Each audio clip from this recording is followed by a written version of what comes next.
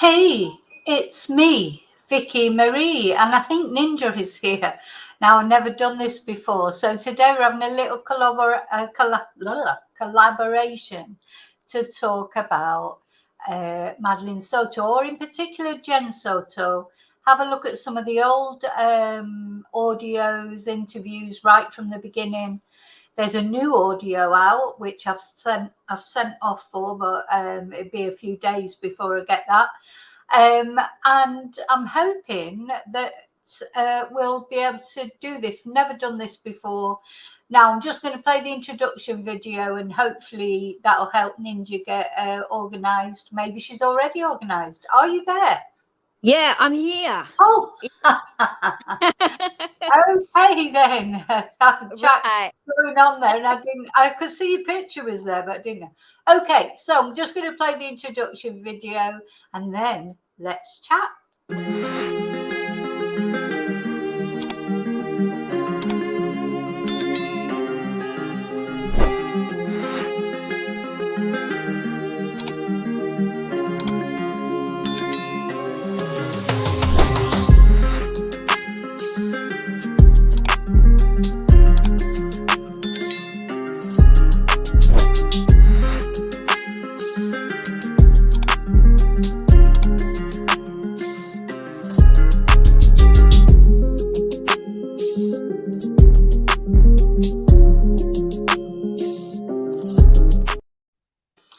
Okay, that's enough of that. So I'm Vicky Marie. Good morning, good afternoon, or good evening, wherever you are in the world. And today it's really exciting for me because I've never done a collaboration before. And I'm collaborating today with Ninja Chihuahua. And Ninja Chihuahua, whereabouts are you, Ninja? Do I call you Ninja? What do you want me to call you? I get called Ninja usually, so that works. We'll Or stick with Ninja. yeah, that'll do. So well, other people will know who you are then, won't they? That maybe know about your channel or whatever. They'll know more. Yeah. I must admit, I didn't tell my subs that I was doing this because this is my first ever collaboration. Oh, you too. So, all right. Okay. I thought I'll just see how it goes, and then I might say, "Oh, look, here's a link. You can check it out now." Going with the safe option. Well, that's right. It's unknown territory, isn't it? It's it's a bit worrying. I can't believe how smoothly you've just come in there. I was thinking, I just sent you an email saying, "Oh, you're ready." I was thinking it'd be a great big thing about you coming in and everything, but it seems like quite easy. I sent you the link, didn't I? And then and there you were. Brilliant. Yeah. So I used. Sorry, no, I'm just saying the other thing I was worrying about was the time difference, because I was thinking that I've got a thing about numbers and that I always get them wrong, and I was thinking maybe it's supposed to be tomorrow, maybe it's supposed to be that, I've been paranoid about getting the time right, but we've actually both arrived at the right time, so that's really good. Yeah, we did well, I think. Yeah. I think now, yeah, I've just sent you an email. You were talking about a new interview with Jenn Soto. Yeah. And the docket played that today. Yeah, that's what I saw it on the docket. And the trouble is I don't like to do, you don't know if they'll mind you playing it. Have you ever played anything of the dockets before? I've spoken to them by email. Yeah, I've never used any of their content before, so I don't know. No, I'm always, I'm always a bit wary of using content, obviously. So I haven't had time to ask for his permission to use it, because he's America, isn't it? He's probably in bed now. But yeah, that's where I saw it on the docket. So anyone who can't wait, but I have requested it. And it's funny because in my experience, they don't charge you for audio normally. The only time they've ever tried to charge me for content, the police department, is when it's been video footage. They wanted $75 or something for the first interview with Stefan and Jen, when the police went to the apartment. And that I didn't buy. That was too much money to pay for a video that you can see on things like News Nation and stuff like that. But yeah, I've not had a problem with him with audio for charging, but we'll see. Maybe they'll try and charge me for this one. I don't know. Yeah, I gather that from what they were saying on the docket today, they charge when they've got to do. They charge for the time spent on preparing it. Is that right? Yeah, because if they've had to redact a lot of it, which they may well have had to do. Yeah. On this, because it's the interview that she's actually been subpoenaed for, isn't it? Yeah. So it's not a voluntary interview like the ones that she gave in the beginning when Madeleine was missing, etc. This is, she's lawyered up. She's there with her lawyer, and it's a subpoena interview. So there may be things in it that are a bit more, relevant to the actual court case, etc. But it's very interesting. Did you listen to it then, Ninja? I did. Yeah. I've listened to it once in full, and I've started again. And one thing I want to comment on that I think a lot of people are misunderstanding, because I've seen a few posts on YouTube since. People are getting upset because they think that this has given Jenn complete immunity, but it's not. It's called derivative use immunity. That means that they can't prosecute her for anything that's said in that particular interview. Right. But if through their investigation they can show that they've come up with the same thing, they can still prosecute her for that. So, right. Okay. Yeah, because this is the $60 million question, isn't it? Everybody's asking is, why hasn't Jenn been charged with anything? What did Jenn know anything? And if she did, how much did she know? It's this is the question that everybody's asking. And that's what we're going to talk about mainly today, isn't it? Because we discussed, we decided we're going to discuss the Madeleine Soto case, but we don't want to go. The thing is, Stefan Stearns is guilty, and that's it. He's got, he's not going anywhere, is he? They've got the photos, they've got the videos. We've been through all the horrible things that Maddie had to put up with. We didn't want to go through that again, did we? We didn't want to go through any of that. It's too distressing, to be honest. yeah. So that's why what we're going to do is focus on Jenn. And one thing that did, because I've always tried to fight Jenn's corner a little bit and say, well, I just think sometimes she's just stupid, to be honest, and spaced out. But one thing that did strike me about that interview that I listened to this morning, for someone whose daughter, has been murdered by her ex-partner or whatever, she was very calm. I don't know if that's the sedative she's on or whatever, but you think she'd be like a wreck and wouldn't even be able to speak. It's not that long ago, is it? It's all going on. She's got this very sort of calm demeanor or very strange demeanor.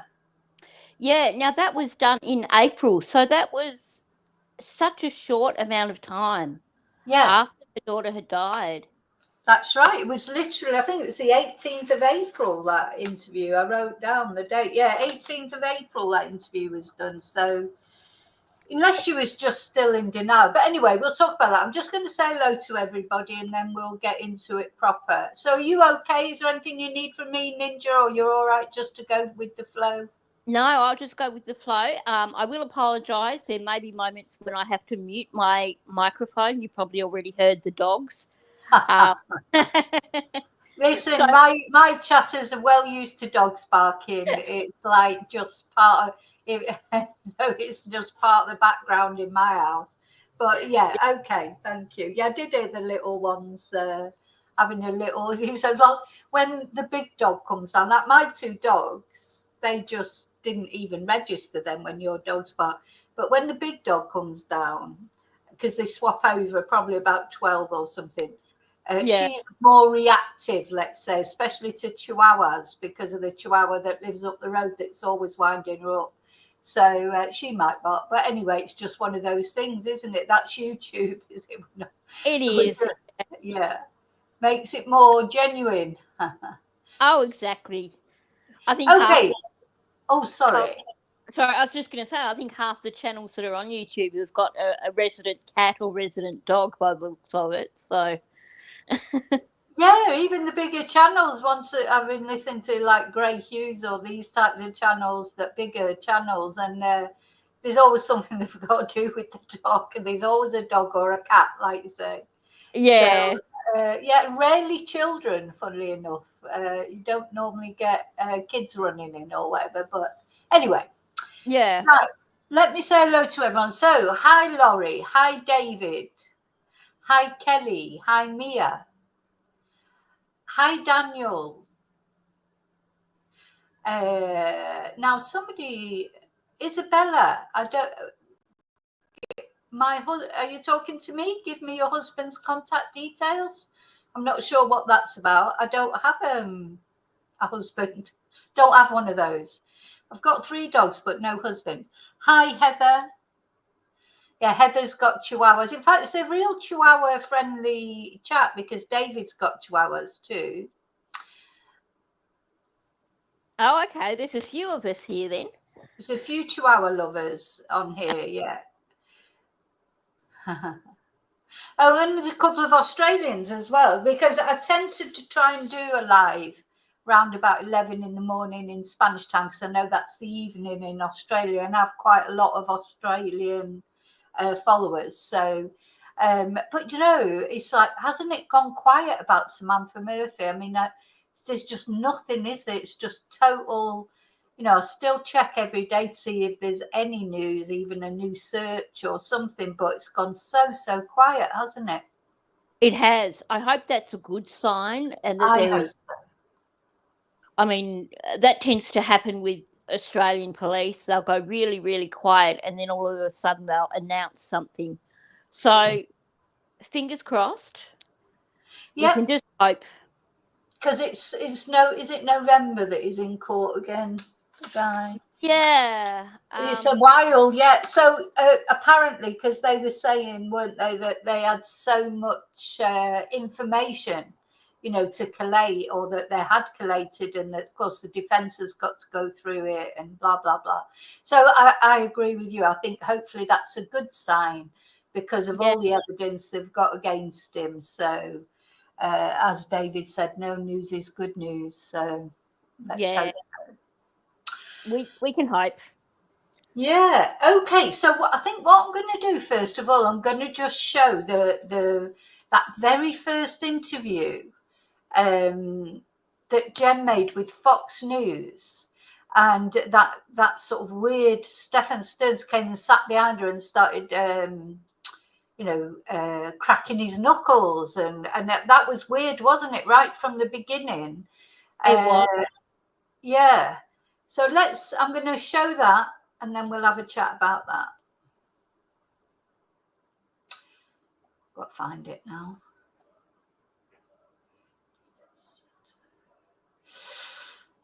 Go on, where are you? Where are you? Oh, there it is.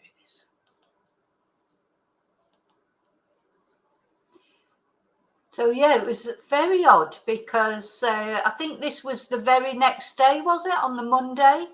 And, yeah, and Jenn appeared on Fox News like by Zoom by the look of it. And Stefan acted really oddly, I thought, in this. But let's watch. What's going on with Maddie?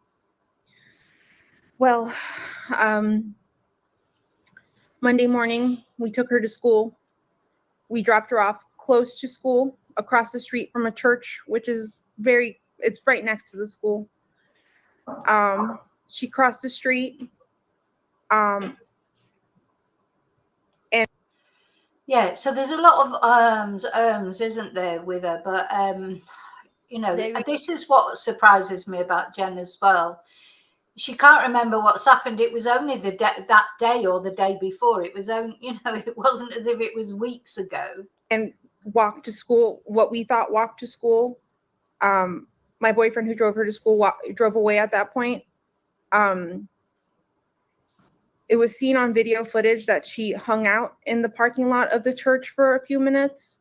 and then got up and walked towards the school. But she never made it that walk and that was around 9 a.m. when she got up.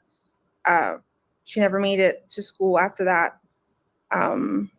It's right next to the school. I don't know why she didn't make it. I don't know if something happened on her walk along the way or if she got taken, but she never made it. So, Ninja, were you watching this at the time? Because I know you've become interested in this case recently, but were you interested in it right from the beginning? Did you see these kind of videos? And what did you think? What was your first impression? I was concerned by Jenn Soto from the very start. At least in this interview, she showed some emotion. But the more we saw, the more inconsistencies we saw. And that concerned me in a major way. And, of course, since then, we've seen these police interviews and the body cam things, and it just gets more and more concerning. Especially quite often the way she was talking, it sounded rehearsed. And to me, that was one of the biggest red flags, the way that it sounded so rehearsed. Yeah, she had to think about it a lot, didn't she? Everything she says she has to, and as I say, even though it was literally the next day or something, obviously if you said to me, "Oh, what did you do 4 weeks ago?" I'd have to think about it. Though I don't think I'd have to think about it so much if it was involved in the day my son disappeared, But she had to think about everything. It's like she didn't know the answer to anything. And it was literally the day before that it had happened. And then what do you think about him just appearing in the picture like that, like Nosferatu, like this bloody... What do you think about him doing that? Why do you think he did that? He must have known he was on camera. I don't know. Everything about him was really, really weird from the very start. Even when they were when she was talking to the police and he was parroting everything that she said in the background. So, they'd ask her a question, she'd answer it, and then he'd mumble the answer as well. Yeah. Or there was just, I don't know if he was hovering because he was concerned that she might have accidentally said something incriminating. But from the get-go, he was a really creepy person, that's for sure. That's it. This is like, talk about putting a sign or tattooing on your forehead. I did it. That's how it just felt when I watched this interview. It was like, my God, you might as well just held up a placard saying I'm the murderer or something, or I know what happened, because there's just no reason for him to be in the background like that.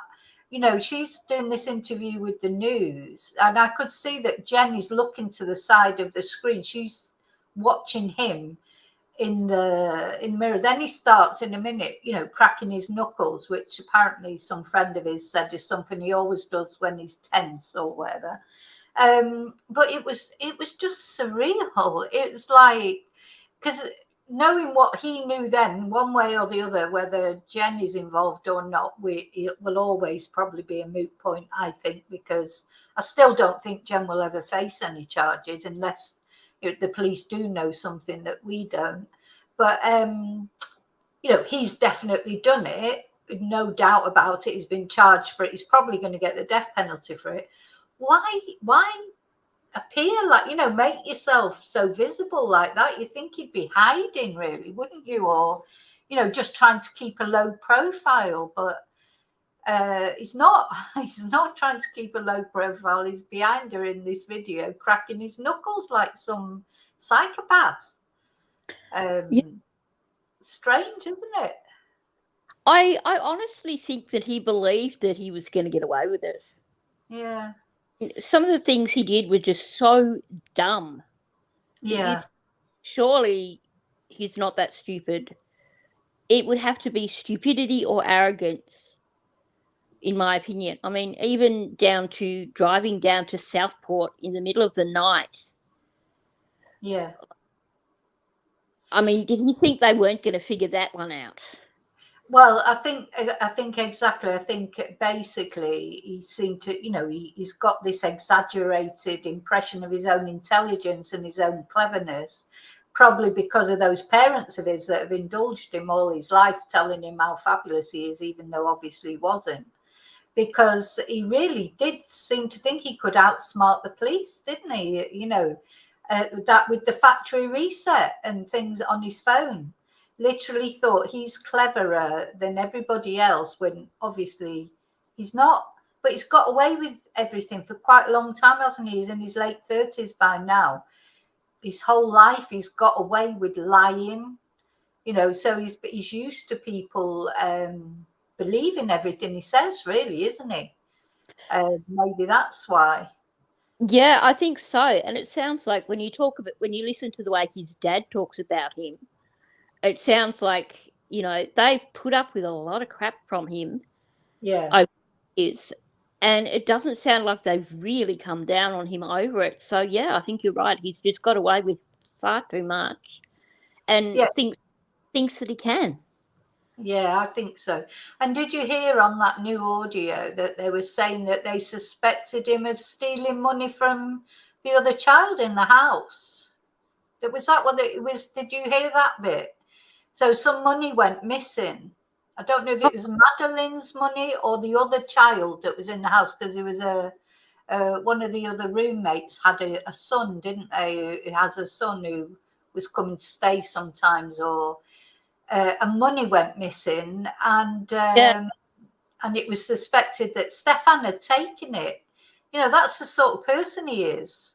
Yeah, well, that was actually Madeleine's Christmas money. Oh, was it Madeleine's money? Madeleine's Christmas money, yeah. Yes, I just listened to it, and I heard that, and I thought, oh my God, there's no depth this guy won't go to. Yeah, no, apparently it was her Christmas money, and they'd put it all together in one envelope, and then it went missing. Although Jenn does then mention quietly that they found it again later. Yeah, they found it again. Yeah, I heard that. I thought, that's strange, isn't it? Yeah. It went missing, and then suddenly it turned up again. So either she's put it in there for him, or maybe she took it. I mean, because she did say that we suspected Stefan. She did say we. As if she'd suspected him as well. But who knows who took it? Whoever took it probably then, when they got whatever, he probably went and got some money off his mum and dad or whatever, and then put it back in the envelope, put it back as if he'd never had it in the first place.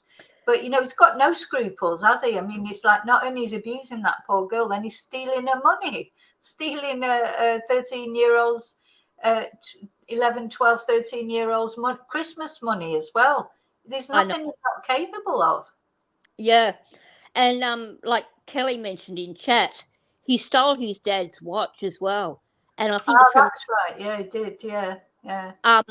And wasn't that that was his dad's father's watch, I think. So it was quite a valuable watch, not just price-wise, but sentimental as well. And he stole it. So, yeah,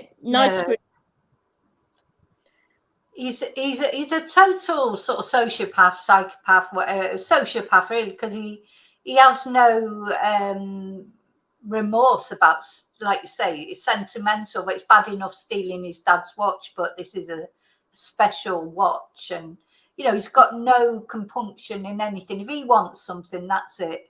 That's all that matters. It doesn't matter anybody else's feelings. It's all about him. So he's a known quantity, isn't he? At least that we do, the more we find out about him, the more it's easy to hate him, if you like, and easy to realize that is the person he is. Jenn's, to me, is the one that I still can't make my mind up. But anyway, let's have another listen to what she's got to say. And that was the last anyone's seen of her or heard from her? Yes. I went to pick her up after school, and she wasn't there. So I started driving around, maybe thinking she took a walk. Maybe she decided to walk to my mom's office, which is pretty close to the school as well. I drove around and I didn't see anything. I drove back to the school. The school was closed. I emailed one of her teachers. They confirmed that she was absent all day. At that point is when I called 911 because I realized something was truly wrong.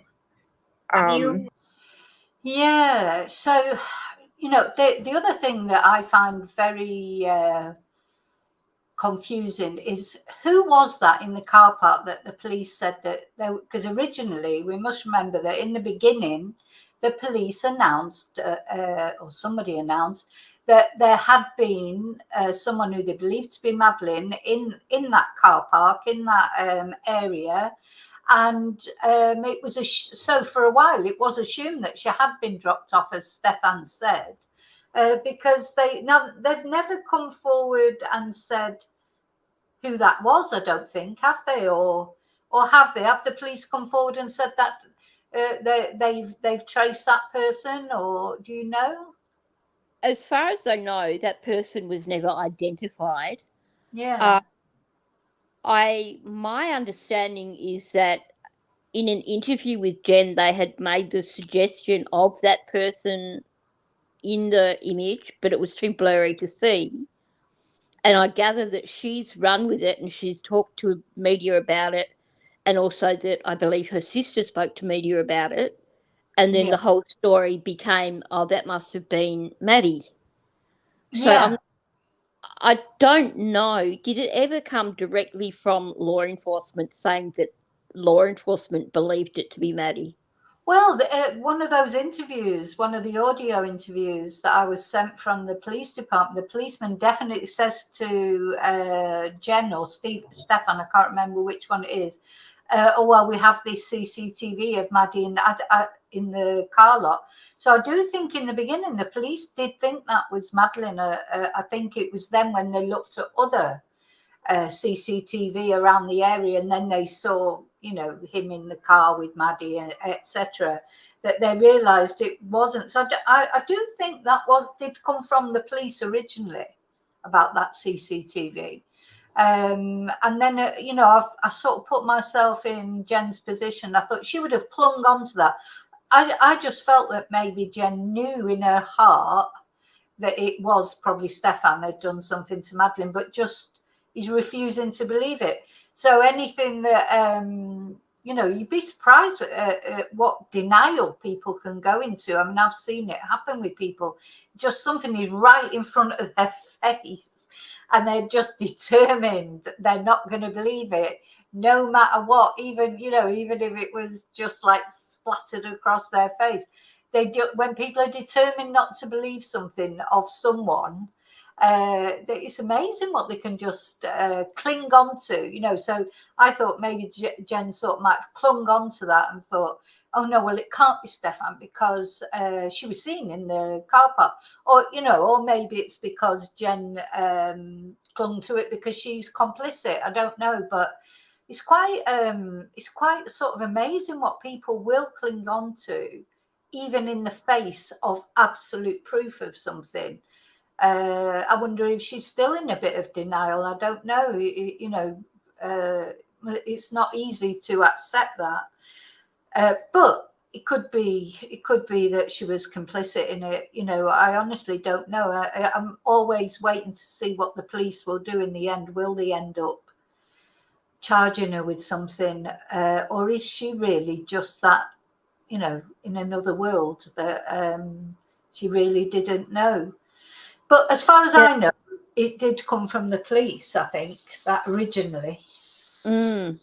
As far as what you said about is she still in denial, I don't know if you noticed the interview that they played today on the docket. A lot of times she was talking in the present tense about Maddie. All right, I didn't notice. As I said, I've only skimmed, I was getting ready and everything. I had it on in the background. I need to sit down and watch it, properly and listen to it, maybe even get the transcript so that I can. But no, I didn't notice that. Right, okay. So she was still talking about her in the present tense. Yeah, quite often, and that was something that stood out to me. So I suspect that she's possibly in her head not registering completely what's happened. Yeah, because she wasn't too clever before this happened, was she, mentally? So this No. won't have helped, will it? So, but do you know, the other thing I think is because Stefan, he's not an aggressive person, is he? I don't think so. Apart from him cracking his thumb, things like, you know, I get the impression that Stefan, he will have done all this grooming very carefully, and you know, not in a forcing, like an aggressive way of forcing to get his way. I bet he was very unassuming, you know. It's like so she's probably thinking, oh, it can't possibly be Stefan, because she was more of the boss in that relationship, wasn't she? Really, it was like, you know, she'd tell him to go to his mum and dad's, or she'd tell him to go and sleep upstairs. Or you feel that maybe she's just thinking, because you know, child lovers or peas, they're not always aggressive. In fact, not quite often they groom people groom children in a loving way. If you know, if that's probably not the right way to put it, but you know what I mean. They don't do it aggressively. They sort of gradually, you know, they win them over with love, and by, you know, or professing love and being nice to them, and not by being horrible to them. So she might be thinking, oh, I thought Stefan was such a lovely person. Yeah. You know, Well, I don't know. One thing that stood out in the interview that came out today, she said when they were asking her about Maddie sleeping in the same bed with Stearns and her allowing her to sleep in the room with him, she did say, I thought he loved her like I love her. Yeah. Oh, she did say in that interview, didn't she, that he was a father figure. I thought he just loved her like a father. It makes, you know, I'm not quoting exactly, but she did make, some reference to that. Yeah.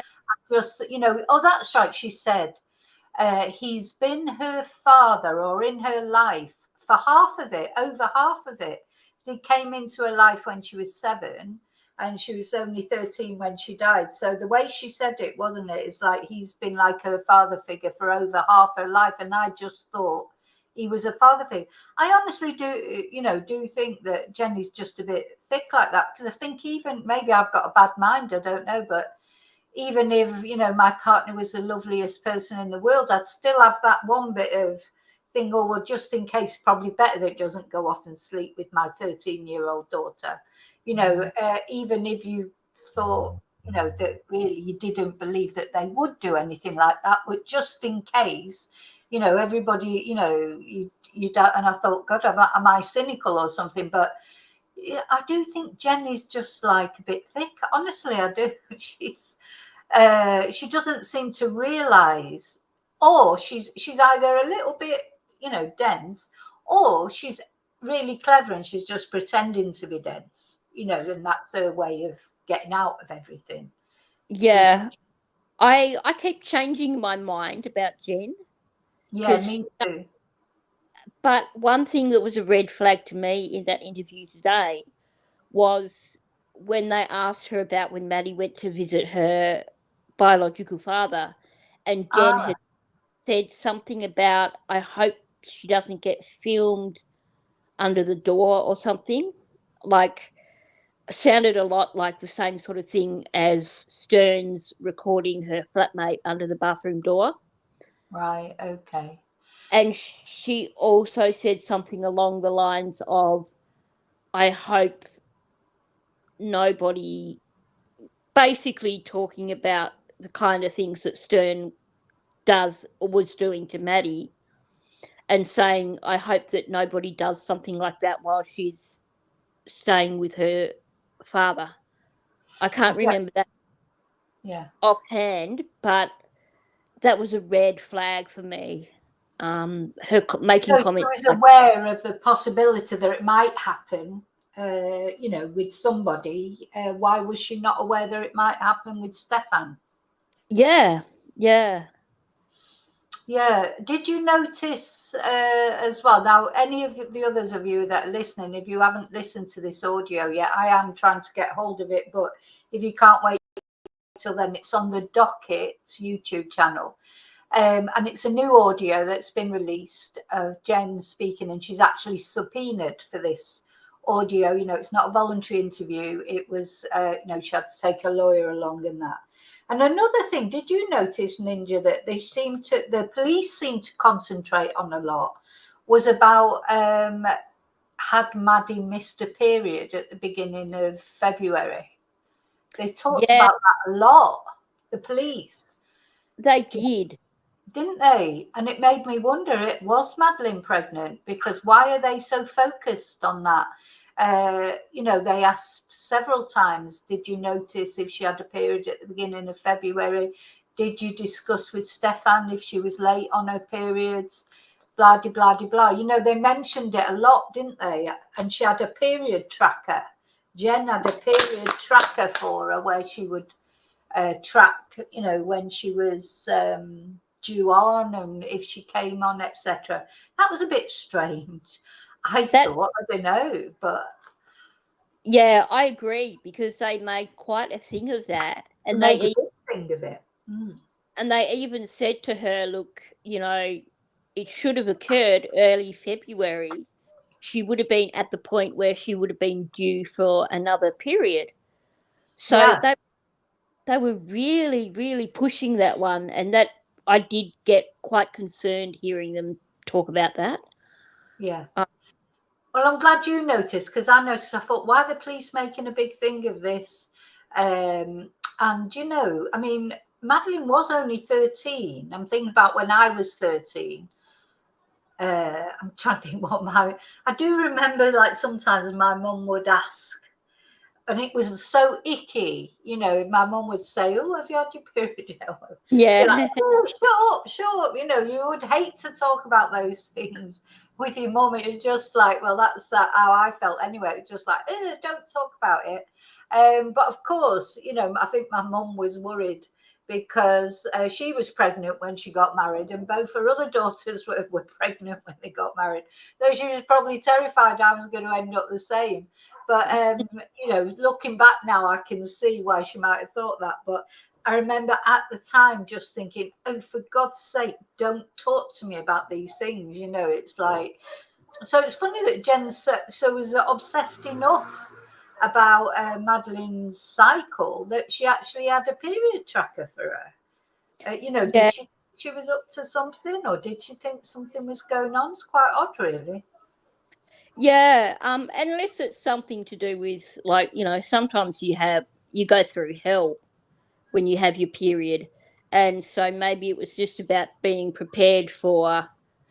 Maybe, yeah, maybe for the you know, for the hormones and you know, making sure prepared with getting stuff in. It could have been.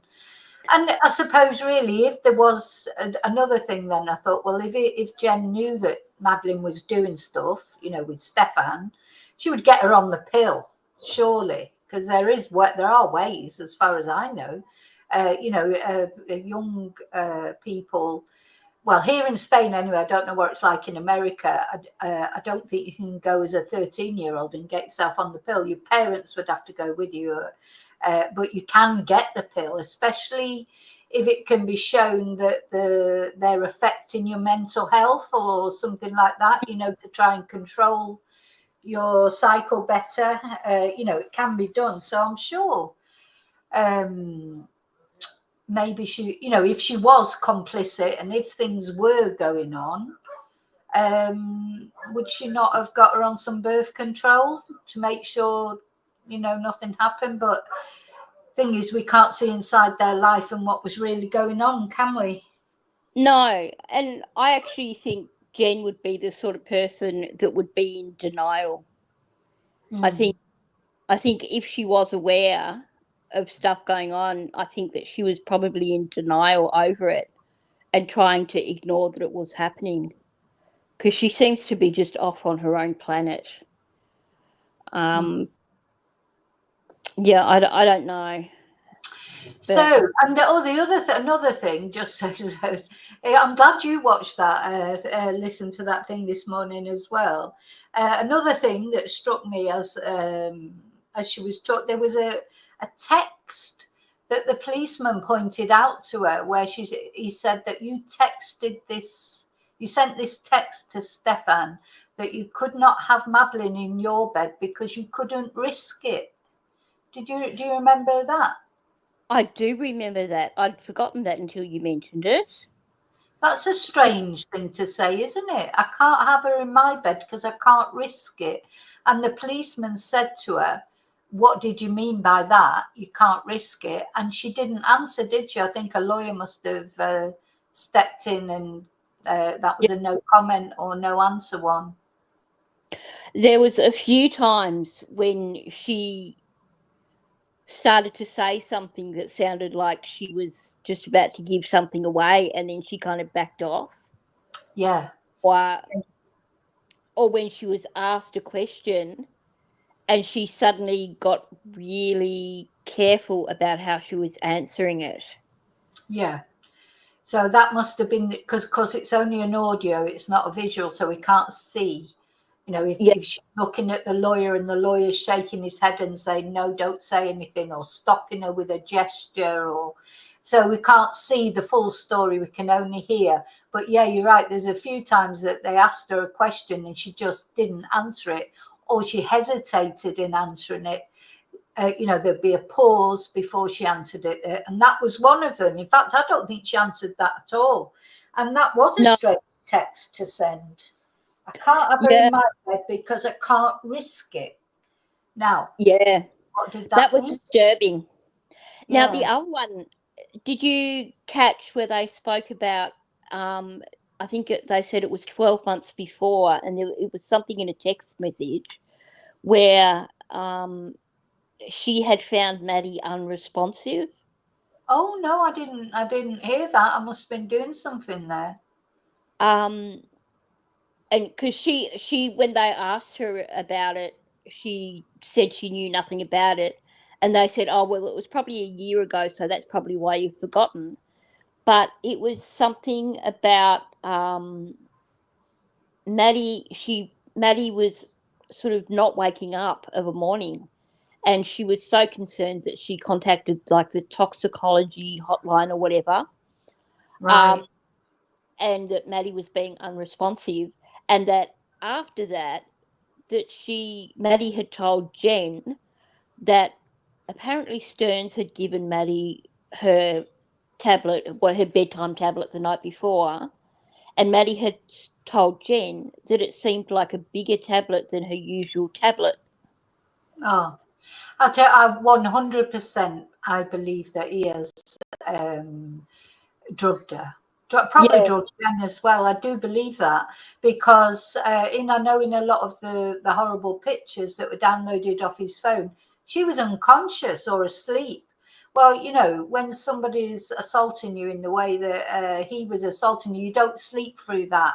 You know, you just don't. I mean, it's impossible. So I think 100% he was definitely drugging her, and if not, maybe even Jenn as well. You know, he's when you think of his past history and things he was doing when he was at school and putting things in people, disgusting things in people's drinks.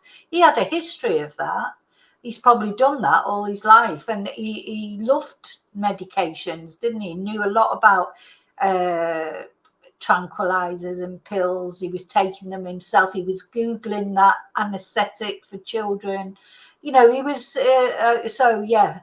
And what did Jenn? I didn't catch that. I'm going to listen to it again later on. But so, what did Jenn say about that? Well, when they asked her about it, she said that she couldn't remember it, and I don't think she said anything more about it. But another thing that was interesting was, and I'd love to. We may not see the toxicology results from Maddie's autopsy, I guess.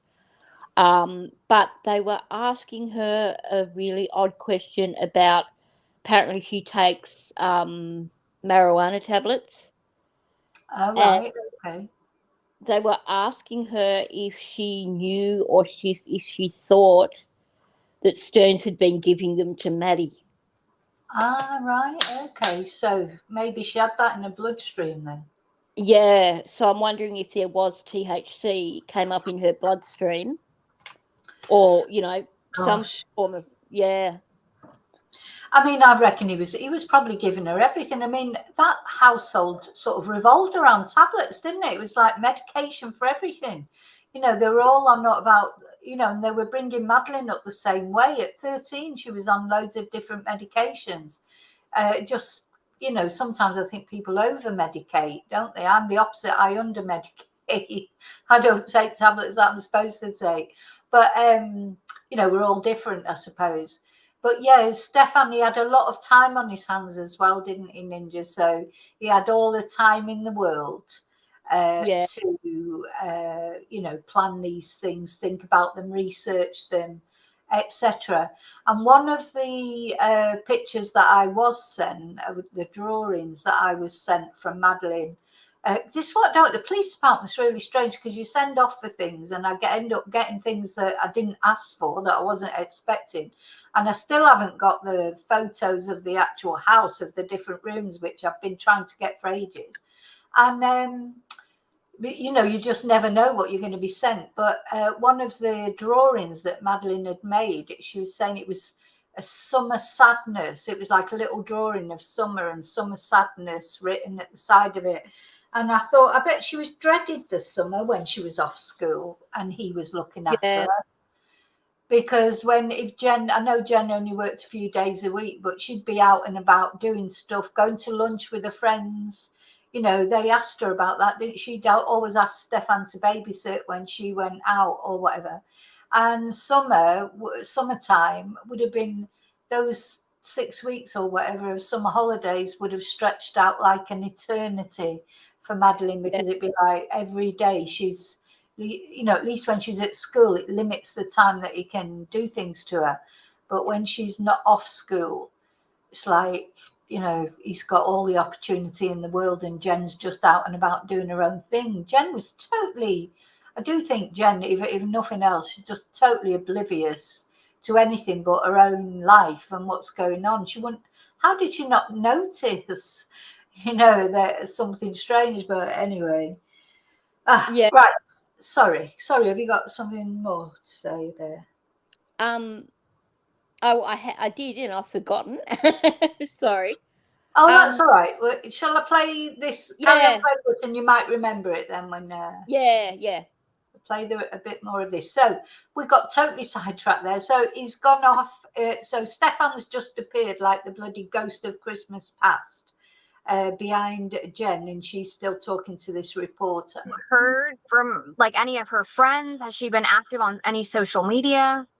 She hasn't been active on social media. None of her chats, none of her games. We did contact all her friends. None of them had seen her Monday or heard from her. There's no update. And I have to ask this, and I know I hate doing it, but is she the type that would run away? Has this happened in the past or anything? Has she ever threatened to run away? Never. She's never ever mentioned anything like this before, and she's not the type to want to do this. She did accidentally leave her phone on Monday, which is kind of normal for her. She's got ADHD and very forgetful. So she left her phone at home, so there's no way to trace her. They tried tracing her school laptop, but that's off, so it's not pinging to anything. Jenn, what is your fear? I know you mentioned she's on games and stuff. Do you think she could have met somebody and tried to meet up with them? She's open to us. She's open with us about, if she's got a crush with anyone, and she told us she had a crush on someone at school. And I looked at their messages, nothing was. Yeah, so that was, I think, important. She told us she had a crush on someone at school. Now, but it turns out, of course, it was Stefan who told Jenn that. So, was he sort of preparing for the fact it might have been somebody else, or if Madeleine was pregnant, that it could have been this boy that she had a crush on at school, or because that turned out to not be that Madeleine had told Jenn about it, or us. She always keeps saying us, doesn't she, Jenn? But normally when she says it means us or we, what she means is Stefan told her, doesn't she? Yeah. Quite often she does that, doesn't she? She does. And yeah, no, we've heard definitely that Maddie hadn't told her about that crush. Yeah. So yeah. No, she told Stefan, well, according to him, and Stefan had told Jenn. So, yeah, Jenn, yeah, she quite often uses this we, like she does that. We dropped her off at the school this morning. We did this, we did that. But I think that's quite common for her to do. I think she says we and us a lot of the time when what she really means is Stefan. So maybe she's just trying.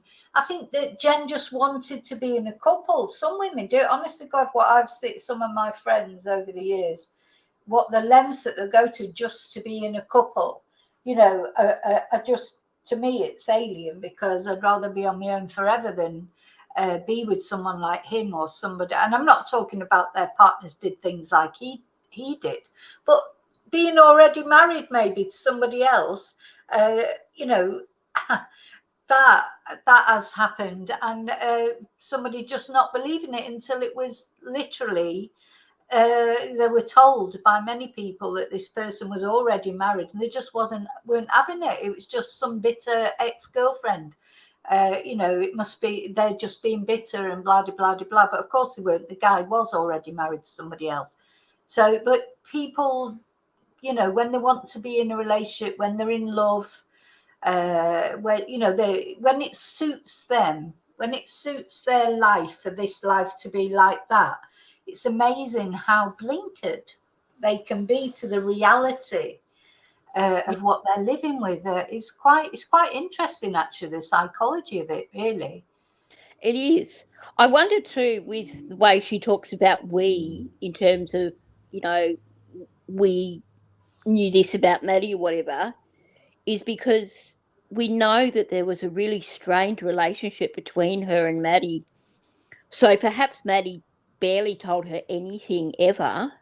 And this is her way of compensating for that and trying to not let people see that she didn't have such a great relationship with her daughter. Because I'd imagine, I think she's a very insecure person. So it would probably be hard to say, well, she told Stearns, but she didn't tell me. So yeah. And he said, didn't he? He said to the police, and also his parents said that he told them he was the peacekeeper in the household. He was the go-to person when Maddie had a problem. He was if they had an argument, he would be there, calming the situation down. He made out he was like this sort of, I don't know, this the savior of Maddie and of Jenn, the mediator, the person in the middle. Because teenage girls do brush up against their parents, and sometimes especially their mum. I can vouch for that. I was quite horrible to my mum when I think about it, when I was a teenager. Luckily I had a chance to, as time went on, start to understand things better. But I think that's quite common, isn't it, for any teenager to. And he was like the stepfather, coming in, buying her things, treating her nicely, taking her for McDonald's. He probably never argued with her, because that's the way he got around her with everything. He didn't sort of groom her with violence. He groomed her with love, almost, really. That quite a lot of abusers do that. It's awful. Yeah. And I think now, in terms of Maddie not communicating with Jenn, I think she also had expressed that to her counsellor at school, didn't she? That she didn't know, or she used to get, I think she said to the counsellor that she just had trouble communicating with her mum because she would get so upset. Because the biological bond, then you're always, it's more, you know, as a step parent, sometimes they, you know, them being that little bit removed is better, you know, because it can stand back from things rather than this emotional, you know, the severe emotional type. But it's interesting, that Ninja, because then some of her friends, Maddie's friends, said that she'd said he was weird and she didn't like him and this, that and the other. But then Stefan's parents said she was all over him. You know, they were practically blaming Madeleine, weren't they, that she was too affectionate with him and, you know, precocious and this, that and the other. They are really awful people, his parents, the way they spoke about Madeleine, and just absolved their son of all blame, and it was all everybody else's fault. So, Yeah. you know, it was... Sorry, go on. Oh, I was going to say, did you feel that his mother was gaslighting Jenn and Maddie, just the way she was talking? Yeah, I felt like his mother was like trying to say, like she said, no, she was a sweet girl. She was a sweet girl. But, you know, it was that sort of thing. But as she got older, she got precocious, you know, and then I think his mother was probably jealous of Jenn and Maddie, because she's this one of these mothers. Unfortunately, and the father as well. No, I'm not absolving him. They were both exactly the same. They're like the Laundries, like Chris Watts's parents. Their precious little son is so fantastic. No woman's good enough for him. And it's always, you know, it was Jenn's fault. What did you hear what she said about it? She said we didn't like her because she's bipolar, bisexual, and a drug addict. That's what she said in that interview. Just straight away threw her right under the bus. Her son's just murdered her daughter, this woman's daughter, and that's the way she's talking about her. So straight away, and that was in the first 5 minutes of that police interview. No, we didn't like Jenn because she's bipolar, bisexual, and a drug addict. And then there was the only girlfriend they'd ever liked was his first girlfriend in high school, wasn't there? Some woman who had a lucky escape. And they, oh yeah, he loved her and we loved her and she loved him. Don't know what happened to that relationship. Then they didn't like his next girlfriend because she was a nutter. She was absolutely crazy according to them. So everybody else is crazy, but not Stefan. Not Stefan. Yeah. Poor Stefan. Nothing wrong with him. You know, it's just breathtaking, isn't it? That because you know, of course, we all love our children and we don't want to think bad of them. But I think, you know, if your child had done something like that, your adult child, you'd at least have to face up to that's what they've done. He did it. You know, he did it. Whatever it turns out about Jenn, and maybe she was complicit, maybe she wasn't. But at the end of the day, we know who did it because the police have got photos of the abuse that he did and that. You know, he did it. It's not a question. It's not questionable.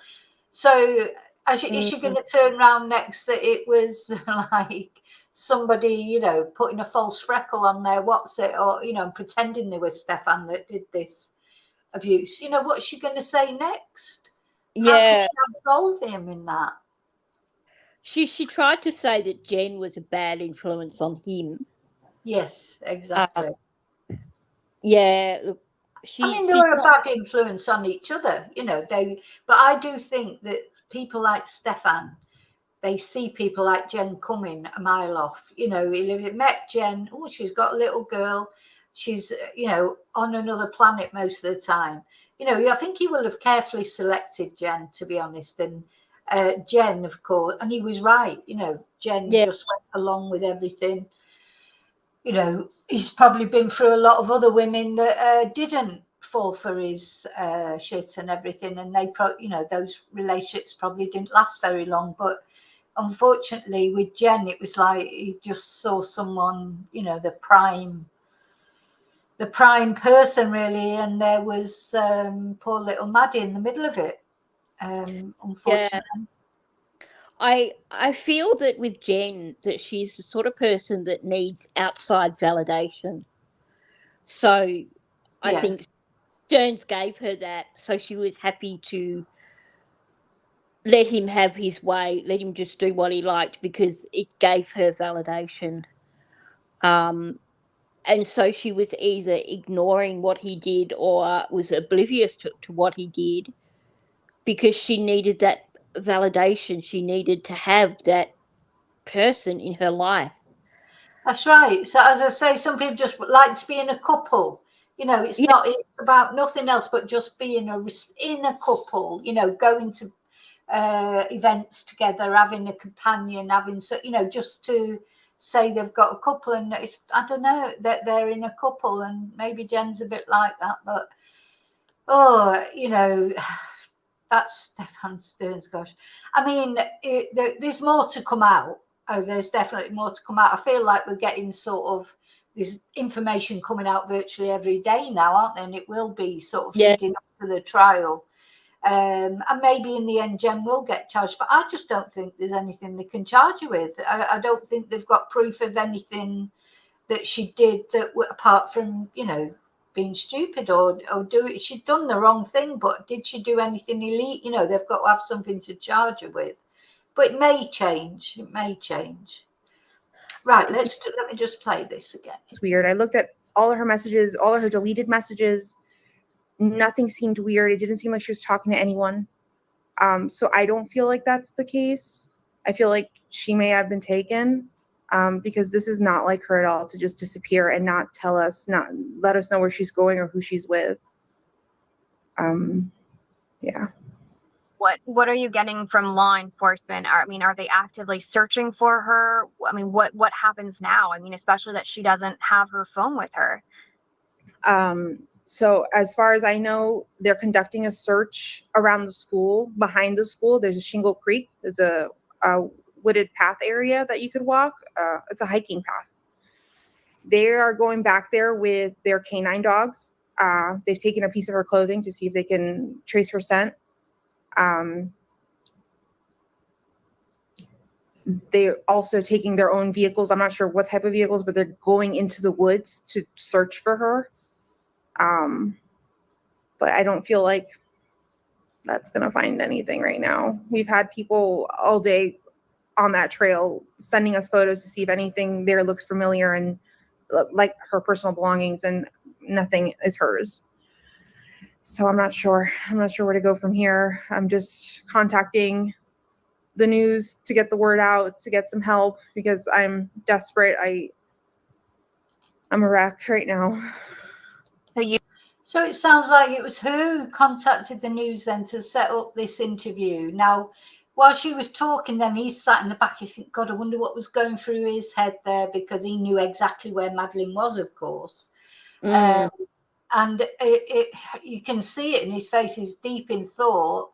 But why he sat there, I don't know. As I say, he might as well have a sign on his head saying, I know where she is. Then Jen, she does get quite upset, actually, in this interview. I'd forgotten, because, obviously it's a long time ago that I first watched this interview. She does get quite upset. Yeah. I wonder if, it's a while since I've watched this interview too. Yeah. So her saying that it was her idea to contact the media, maybe he had said to her before this interview, I wish you wouldn't talk to the media. And maybe that's what all this body language and stuff is about from him. Oh, yeah, maybe he's a bit angry with her, that she did contact the media. He does seem to, does feel threatening, him sat in the background there, whichever way you look at it. And he can see that he's in the picture, because he'll be able to see the computer screen. What it's like on Zoom or anything. You can see who you're talking to. You can see your picture as well at the bottom. Mm-hmm. So he definitely knows he's there. He is like this deliberate attempt, to not exactly intimidate her, but just to let her know that he's there and don't say the wrong thing. Or maybe they just had an argument. Maybe she said, look, well, I don't care what you think. I'm going to speak to Fox News because I want to know what's happened to my daughter. Maybe he was saying to her, oh no, you shouldn't. We don't know all those background things that were going on. But then, of course, he does talk to the media as well. There's another interview, isn't there, where he's there with his tissue and no tears, and she's comforting him. You know, that was odd, wasn't it? You know, she was Oh. comforting him. Yeah, that was horrible. Oh, the guy makes my blood boil. I know, and yeah, that I think that interview, that's another reason why people started to not like Jenn, because it seemed like she was comforting him, but at the end of the day, he should have been comforting her. It's her daughter who's gone missing, not his daughter. It was a very odd thing, and Jenn was like this sort of mother hen around him, you know, with her arms around him and everything, instead of really, he's you know, he should have been comforting her.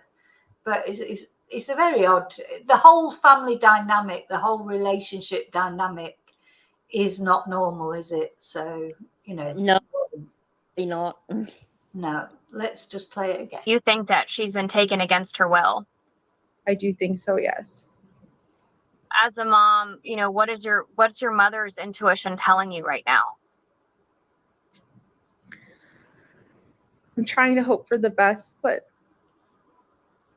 I'm scared for her. I want her to be okay, and I want her to be safe. I don't want her to come back harmed. I just want her back, whatever that means. I just want her back. Are you getting any updates from law enforcement? I mean, yes, they're searching that small area, but have they gotten any hits on any scent or anything like that? They haven't let me know anything. They haven't. What did you think about that, Ninja? Do you think that was genuine? You know, was she genuinely crying there, or was she doing a Stefan Stearns with the tissue? I'm not sure, but the way she worded that concerned me. Mm-hmm. You know, I don't want her to come back harmed.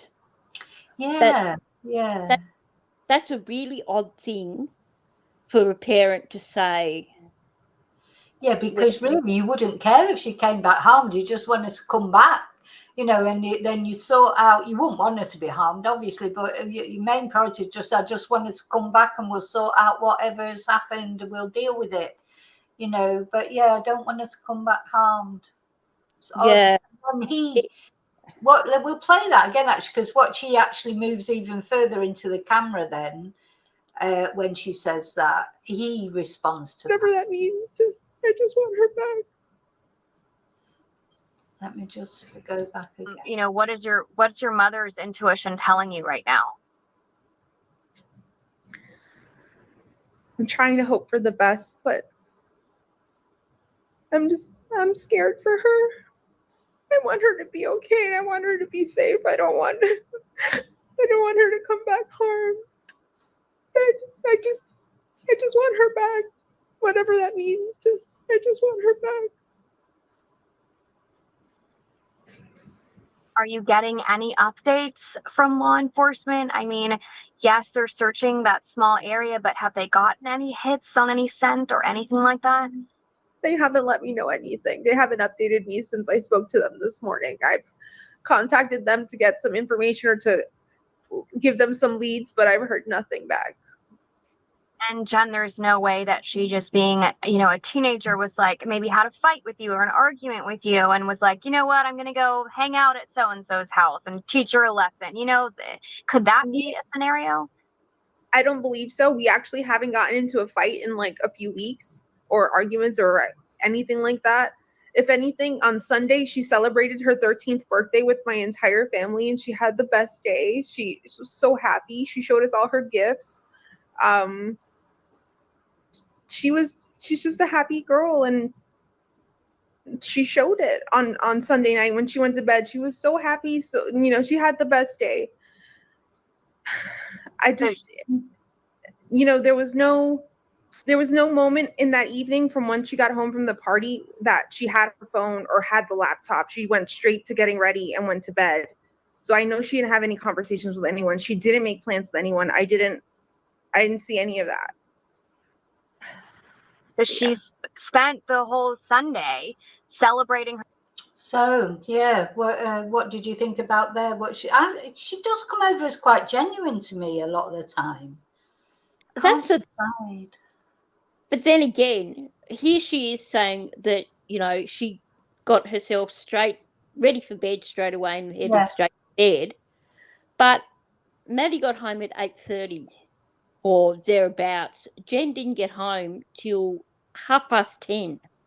So Yeah. there's a 2-hour gap. So how can she be confident that Maddie wasn't communicating with anyone on her phone and on her laptop? Yeah.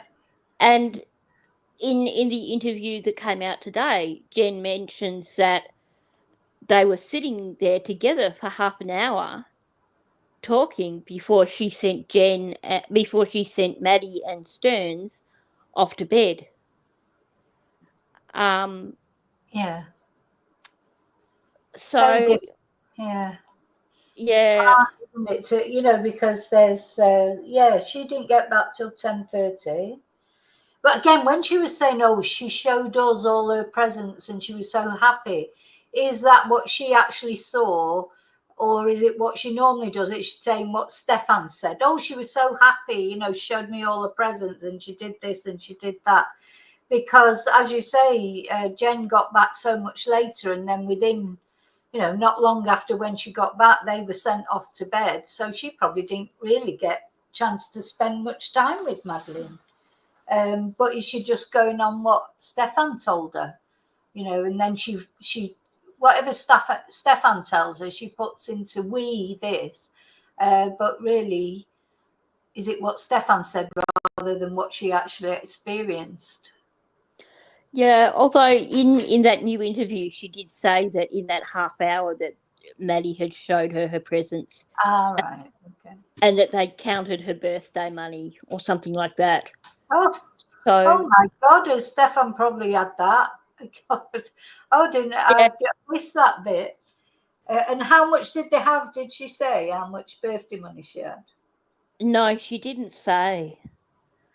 But yeah, I'm sure that she mentioned that they had counted that birthday money. Right, okay. Well, there you go. Stefan would have had his eyes on that, I'm sure. If he took her Christmas money, won't be beyond taking her birthday money as well. But yeah. So another thing that I just want to mention, actually, before I carry on, I don't know if you've seen the photos from the house. Have you seen the photos from the house? There's some channels are showing them. And I sent off for those, but as I say, they keep saying to me they've sent them me, but I haven't got them unless it's a file that I can't open. But one of her Crocs was in the bin, and one of her Crocs was in her bedroom. I wonder why that is. Why do you think that might be? Yeah, that was quite odd. I've seen that photo because you can see two white Crocs that are together, and then one of the other Crocs, which is probably Maddie's Croc, is further over in the pile of shoes. But it's in Jenn's bedroom. Right. Oh, was it in Jenn's bedroom? Right. Okay. Yeah.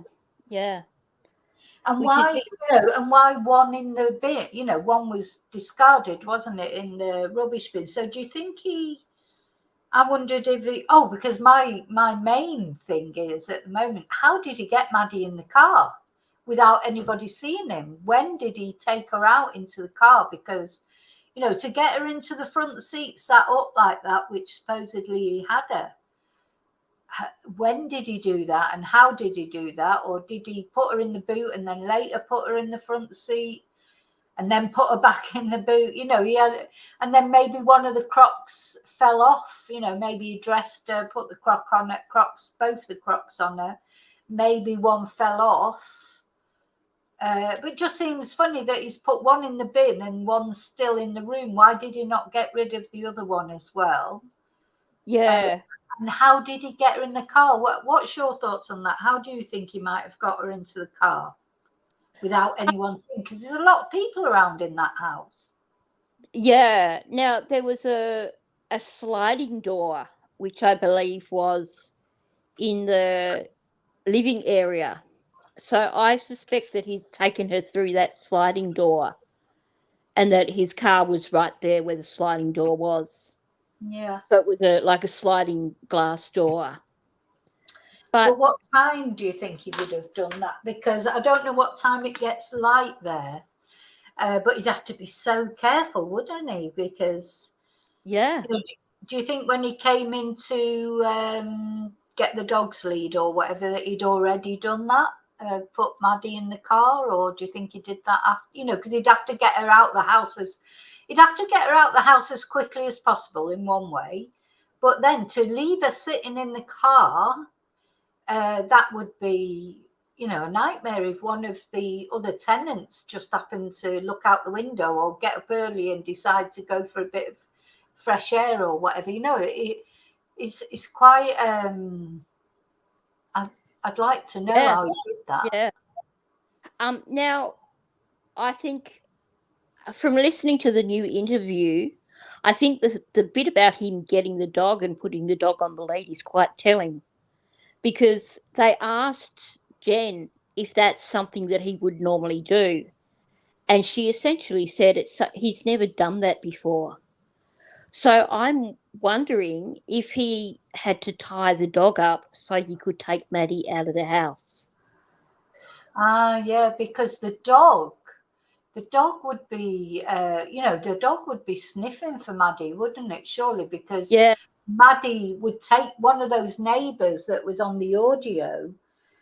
Said that they'd seen Maddie take the dog out and it had registered with him. I think it was on the Saturday night or something. It registered with him because Maddie didn't normally take the dog out.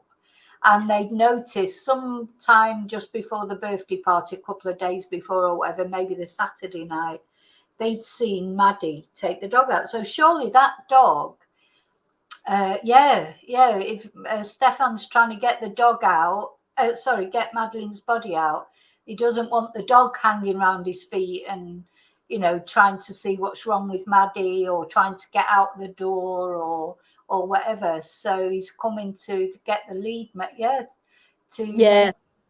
tie it up. Yeah, so I think that could suggest that he was taking her out to the car, if Jenn is correct, and that it was around 7:15 that occurred. I know another time she says 8:15, but at point I think they narrowed it down to it was around 7 or 7:15 that he went in and got the dog and the lead. So I don't think Jenn had a clue about time, did she? Personally, that's my belief. She didn't know what day it was. Everything was like, it was this, it was that. She was sleepy. He may have given her something before she went to bed, but even if he hadn't, she was on enough tablets, wasn't she? She was just sleeping most of the time. That's what they did. Even Stefan's parents said that all they used to do was sleep all the time. It was like, they had sleeping sickness or something. So I think Jenn's times and things, she hadn't got a clue. And then there's what Stefan maybe even told her afterwards, said, "Oh, don't you remember? It was 8:00 when I came in to wait, to get the dog lead." And she'd be like, "Oh yeah, it must have been 8:00, because she hadn't got a clue really what time it was. But he's putting these times into her head, maybe." Yeah. Well, I had wondered, like I'd said before, where it seemed like everything she was saying was rehearsed. Maybe it wasn't that it was rehearsed. It was that she was saying what she'd been told by Stearns. Yeah. And so, you're probably right. He probably told her, "No, I came in at around 8:15 to get the dog." And she couldn't figure it out for herself and went, "Yeah, that must be it." Well, that's it. I noticed the difference so much with Stefan's dad when he was talking, because he knew the time to the minute. He'd obviously prepared every message he'd had with Stefan or phone call or whatever. He had the time written down, and he was like, "Well, on such and such a date at such and such a time to the bloody minute." He had it written. That was the difference with him. Whereas with I suppose he's because he was in law enforcement, that might have had something to do with that. He was completely prepared and he had all these times written down and everything. Whereas with Jenn, it was like, well, I want to say, I think it was, and then she'd change what she said, and I just felt she didn't really have a clue, to be honest. But like you say, maybe just repeating what Stefan had said, because I think up to that point, you know, in the first interviews anyway, she didn't really know. It was probably dawning on her that it might have been Stefan, but it was probably, again, you know, just don't want to believe it, do you? You wouldn't want to believe it. You know, No. I think, you know, when these people, you know, I've seen a lot of videos like about families of serial killers, you know, and when the police, the SWAT team suddenly turns up at their door and arrests their dad, it's like, what? You know, they just can't believe it. They cannot believe that this is their parent, who maybe, you know, maybe they're adults by now, young adults, and there's the SWAT team at the door saying that their dad has murdered, like, you know, 30 women or whatever, and and you just can't believe it, and it takes a while sometimes in those kind of cases as well. But then once you know, then they look back and they see signs. You know, there's always signs in hindsight, you know, isn't there? You look back and you think, God, why didn't I realise that? Or why did, you know, and they start thinking back about when their dad was away, or when he'd come back in a strange mood, or when there was that day he said he had blood on him because he'd killed a deer, or, you know, and they start then remembering all these things. But at the time, and not only their dads, if it was their husband or whatever, at the time, before they knew that they were a serial killer and these are the things they'd been doing or whatever, these signs weren't apparent. It's only later when the signs were there, but you've got to put them, it's only at the end, when you know the end result, that you suddenly think, oh yeah, I remember that day, I remember that. And then it all starts to make sense. And I felt like with Jenn, it was a little bit like that. She sort of knew in a way, but didn't want to believe it. Yeah. I wonder if that was the case with her. There was one thing though that did concern me, that now I think it was Gavin Fish that I was watching. Oh yeah. And he was talking about what Maddie was wearing when they found her. And we know that she was fully dressed, except that she didn't have her Crocs on. But one of the things that he mentioned was that going through her outfit, he said, and, you know, she was wearing a bra.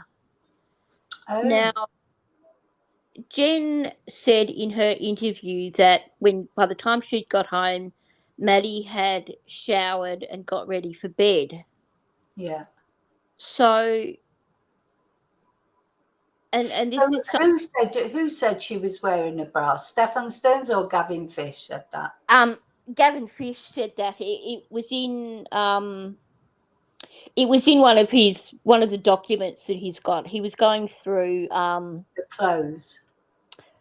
Yeah, he pointed it. I can't even remember. It was one of his recent videos, and he was going through another document from Orange County, and it was in that document. And one of the things that it mentioned was that she had, under the hoodie, she had a t-shirt and a bra. And right. I'm thinking, well, and I hate saying this and thinking this, but if he dressed her before he took her out to the car, how hard would it be for him to have done that without assistance? What, to dress Maddie from nude? Yeah, or from her pajamas. Yeah. If we're talking about putting a bra on a young girl who's deceased. Yeah, well, that's it. Depends on, I mean, not meaning to be too graphic, but of course they get rigor mortis, don't they, at some point? So, yeah. But then that goes, doesn't it? I don't really know about timescales and things. But yeah, anybody, even though it's a young girl, I mean, there wasn't much to her, was there? And he's a big guy. But of course, a man as well putting a bra on is different. But you know, maybe that will come up at the trial. The thing is, there's so much information coming through now. I've probably got that. I've got the document that says what clothes she was wearing, but I didn't register with me about the bra. But I've got that many documents now, I wouldn't know how to just put my hand on it. But yeah, it's still difficult to manipulate a body, whatever, especially. Do you know when rigor mortis sets in? I have no idea how long it takes, because it's difficult then to manipulate a body. I'm going to just Google that. Hang on. Yeah, and it depends how long it lasts for too, because it wears off as well. Yeah. Yeah, I mean, this is a real sort of thing. 2 hours after death, it says. It starts to appear in the face and then progresses to the limbs over the next few hours. And it's fully in process 6 to 8 hours after death. And it stays in for 12 hours. Another 12 hours, so 24 hours after death before it disappears. So there could have been some of that, because we still don't know whether he killed her that night or the following morning. You know, we just don't know, do we? We don't know the full details of when she died yet. Yeah. But it's interesting. So he's tried to dress her as if she was going to school, hasn't he? Basically, that's what he's done. Yeah, that's whatever she would normally wear at school. So, but the Crocs, he's gone wrong with the Crocs somewhere. I think one might have fallen off, or maybe, well, no, one was in the bedroom, wasn't it? Unless he took it back to the bedroom. He'd thrown that one in the dumpster. Maybe the other one fell off somewhere, or he found it in the car afterwards and it had come off in the car. So he's took it to the bedroom just because he didn't know what to do with that. I don't know. I don't know if why that Croc would still been in the bedroom. Yeah, but particularly why in Jenn's bedroom? Yeah, particularly why in Jenn's bedroom. Okay, let's just watch the end of this interview. And then, have you read the poem, Ninja? The poem that was found. We'll have a chat about that at the end of this. I did show it in the members on Tuesday night. I haven't shown it to the public yet, but that's another strange thing, isn't it? Anyway, we'll just watch the end of it. Her 13th birthday, was her 13th birthday on that Sunday, or that was just like the time you guys were celebrating? That was the time we were celebrating. Her birthday was on Thursday, the 22nd. She just turned 13. But that's just so heartbreaking to be celebrating her 13th birthday, and then the very next day, that's gone. The last you've seen of her. Yeah. I mean, where do you go now? Are you gonna go out there and search or look, or what is are you sticking by the phone? Are you what are you doing? I'm staying at home, staying by the phone, hoping she just appears. I know my entire family's out looking. They've all spread a bunch of flyers. I think his picture, his face is a real picture there. You can tell he's just thinking, well, she ain't coming back. You can just see it on his face. Honestly, it really surprises me here that he's just literally might as well be holding up a placard. I murdered her. She's not coming home. He's just very surreal. Yeah. They've gone.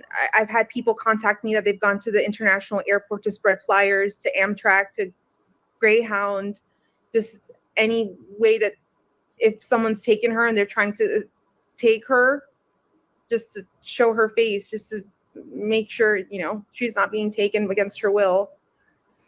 And you mentioned ADHD. Was there anything else maybe mentally going on, or that you knew of? She does suffer from anxiety, and once upon a time she was diagnosed with autism. We had her what's the word? Brained, maybe? Reevaluated. Okay. We had her reevaluated a few months ago, actually, and they told us no, she didn't have autism, but she did have some autistic traits. She did have ADHD, some autistic traits, but not autism. So I'm not sure where to leave with that, because one doctor said she did and one doctor saying she doesn't, and I don't know. She's just in the middle, I guess, because she does have some tendencies, but socially she's pretty great. So I'm not sure. And with the video that you were able to see whenever your boyfriend dropped her off, where was that? Which video? Was that a surveillance camera? It was a surveillance camera from the church, Peace Church, right next to Hunters Creek Middle School. And do you have that video? I don't have that. They didn't show me. They wouldn't show me. It was actually my sister was the one at location, and they were letting her know what they saw on camera. Okay. But they didn't show it to any of us. Got it. Okay. Jenn, is there anything else that you'd like to add?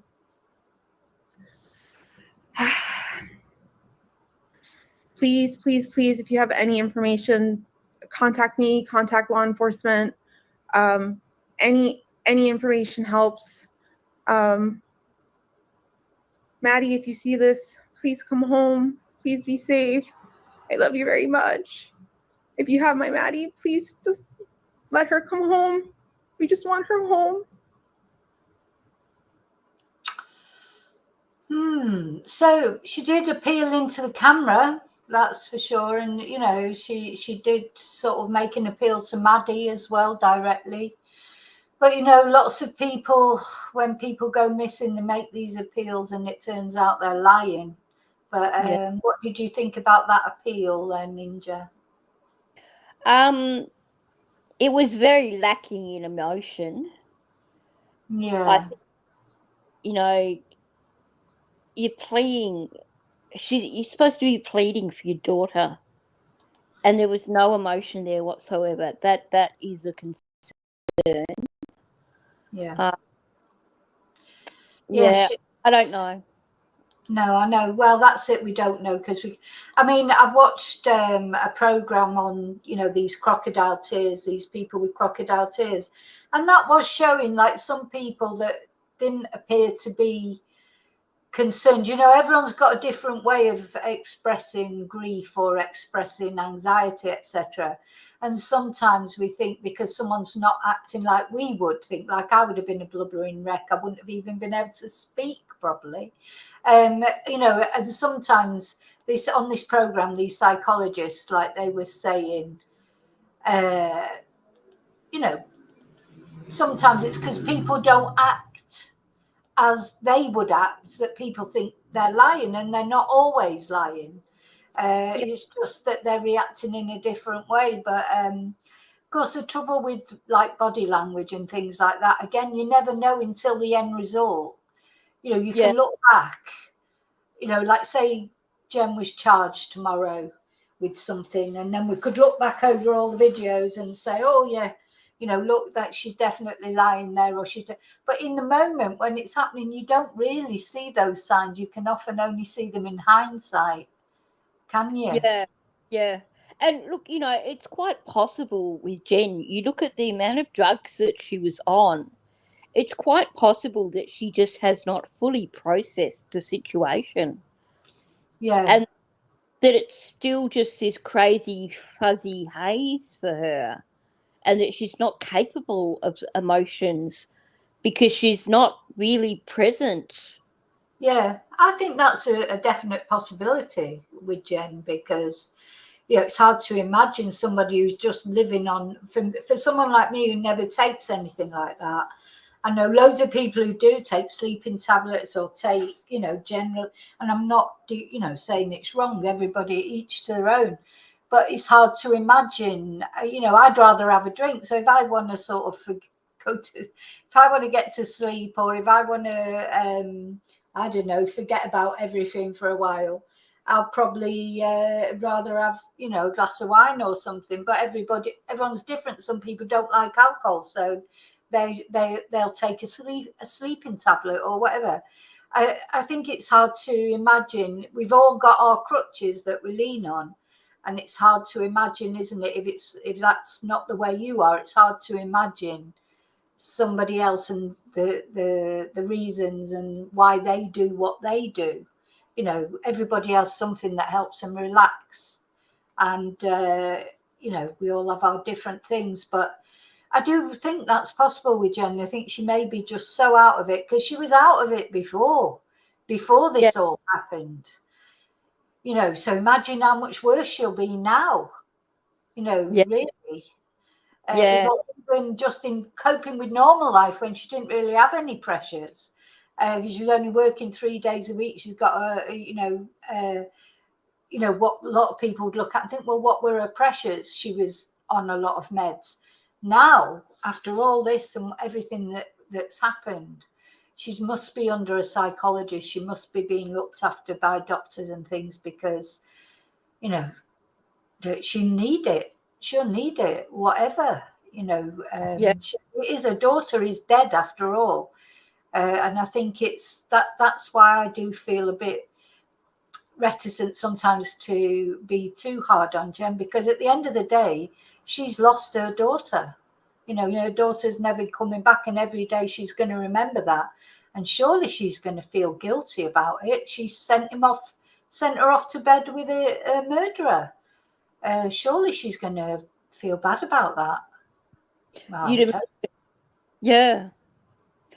I think you would imagine. Sooner or later, I think it's all going to sink in, and I think she's going to be in a very bad place mentally. Yeah. It does. Oh, well, did you notice that in that audio, the police do address it, don't they? Or her lawyer addresses it and says, she's received death threats. She's had, it must be pretty awful, really. Yeah.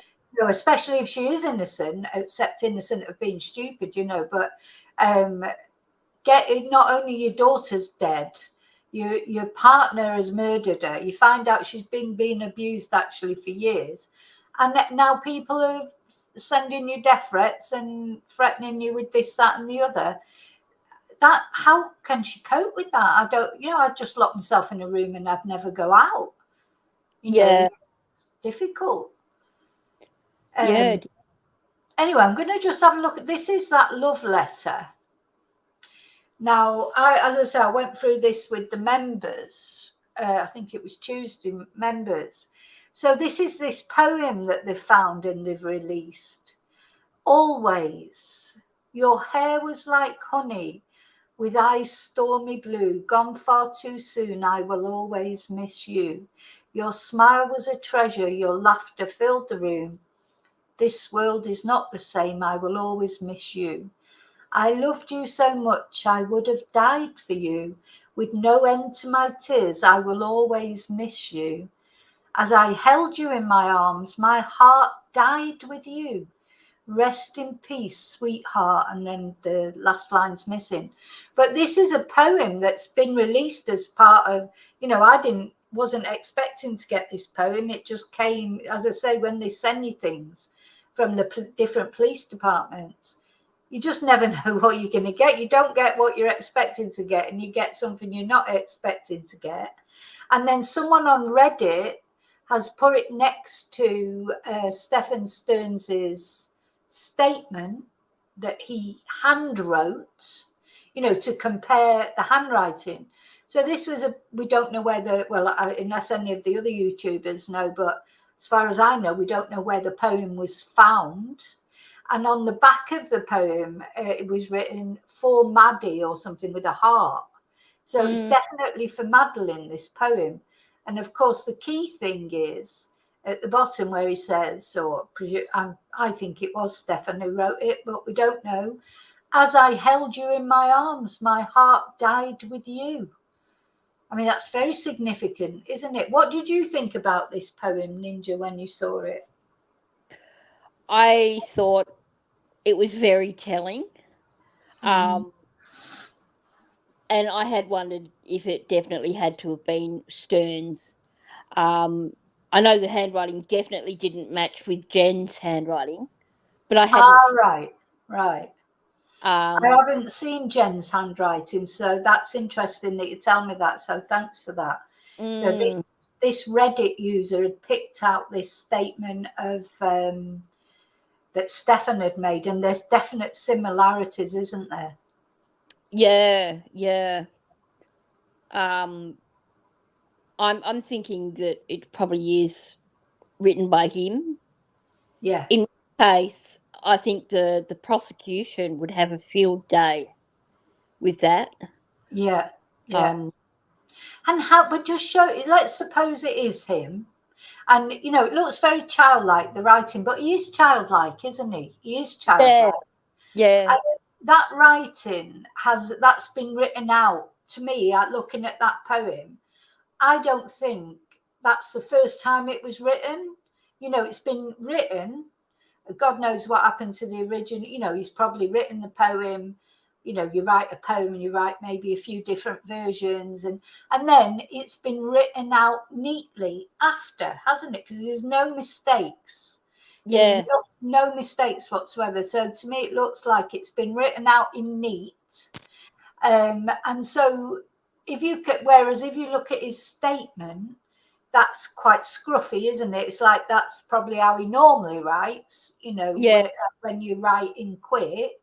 But you can still even see that the S's are identical. The S's are absolutely identical, and the M's are identical.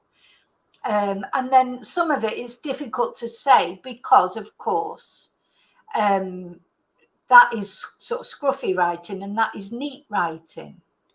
So, but to me, I think that probably was him. Who else would have written it? I can't see that Jenn would write something like that. To me, Stefan strikes me as that sort of person. He's like a child, isn't he, himself? Yeah. Because when I first saw it, it looked to me like a child's writing. Yeah. It just had that the simplicity of it. But yeah, when you look at the two writing samples side by side, that's very, very telling to me. Yeah. Yeah. Well, and the other thing is, somebody wrote it. At the end of the day, somebody wrote it.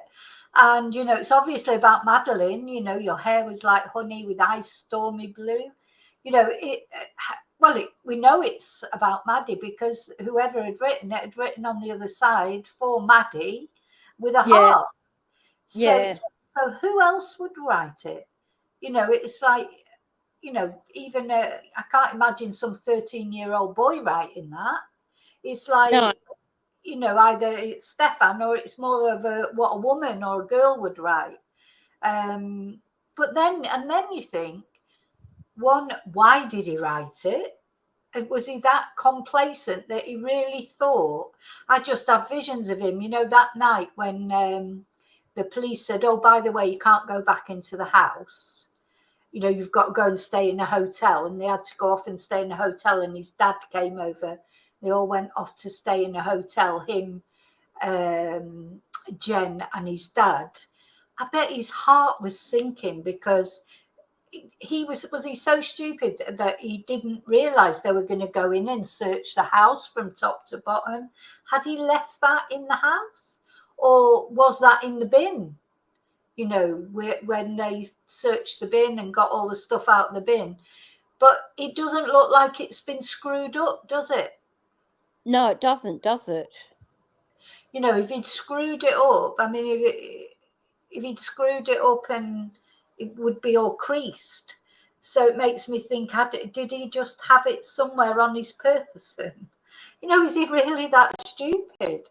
It seems like he is. You know, maybe he's just not realizing they were going to go into the... And then I think, when did he write it?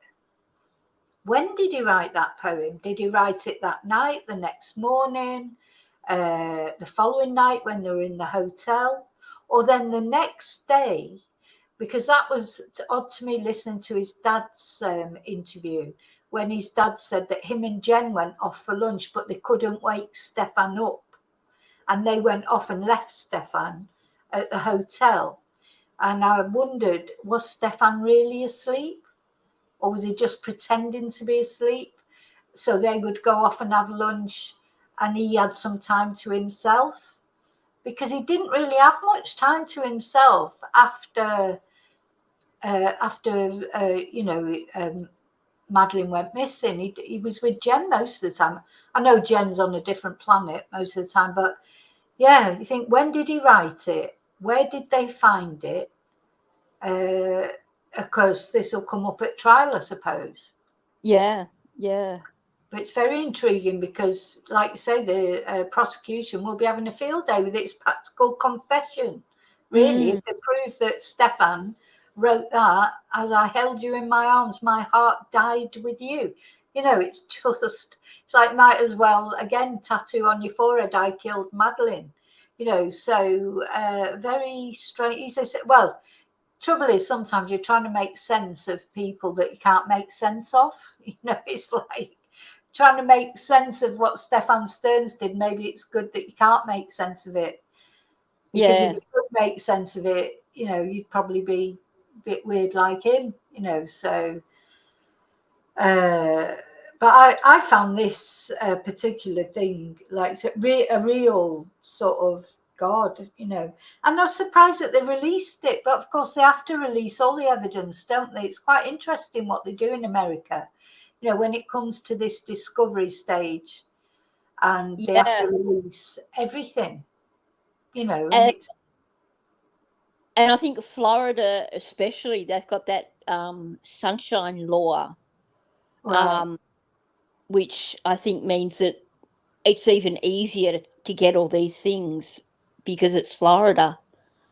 Yeah. So, Because I think in the UK, or you wouldn't even be able to get these after the trial was over.